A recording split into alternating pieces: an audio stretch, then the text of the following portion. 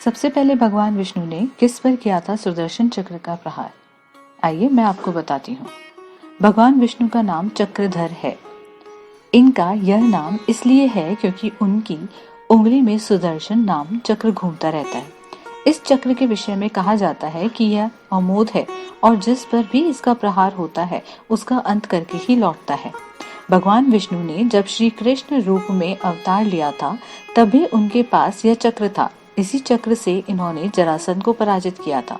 शिशुपाल का वध भी इसी चक्र से किया गया। श्री कृष्ण अवतार में यह चक्र भगवान श्री कृष्ण को परशुराम जी से प्राप्त हुआ था, क्योंकि रामावतार में परशुराम जी को भगवान राम ने चक्र सौंप दिया था और कृष्ण अवतार में वापस करने के लिए कहा था। लेकिन वामन पुराण में बताया गया है श्रीदामा नामक एक असुर था। इसने सभी देवताओं को पराजित कर दिया था। इसके बाद भगवान विष्णु के श्री वत्स को छीनने की योजना बनाई। इससे भगवान विष्णु क्रोधित हो गए और श्रीदामा को दंडित करने के लिए भगवान शिव की तपस्या में रहने लगे।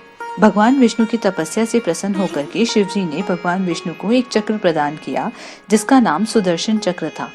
भगवान शिव ने कहा कि यह अमोघ है, इसका प्रहार कभी खाली नहीं जाता। भगवान विष्णु ने कहा कि प्रभु यह अमोघ है, इसे परखने के लिए मैं सबसे पहले इसका प्रहार आप पर ही करना चाहता हूँ। जब विष्णु जी ने शिव जी पर सुदर्शन चक्र से प्रहार किया तो भगवान शिव ने कहा कि अगर आप यह करना चाहते हैं तो प्रहार करके देख लीजिए। सुदर्शन चक्र के प्रहार से भगवान शिव के 3 खंड हो गए। इसके बाद भगवान विष्णु को अपने किए पर प्रायश्चित होने लगा और शिव जी की आराधना करने लगे। भगवान शिव प्रकट हुए और उन्होंने कहा कि सुदर्शन चक्र के प्रहार से मेरा प्राकृत विकार ही कटा है। मैं और मेरा स्वभाव शत नहीं हुआ है, यह तो अछेद और अदाय है। भगवान शिव विष्णु से कहा कि आप निराश न होइए। मेरे शरीर के जो 3 खंड हुए हैं अब वह हिरण्याक्ष, सुवर्णाक्ष और विरूपाक्ष महादेव के नाम से जाना जाएगा।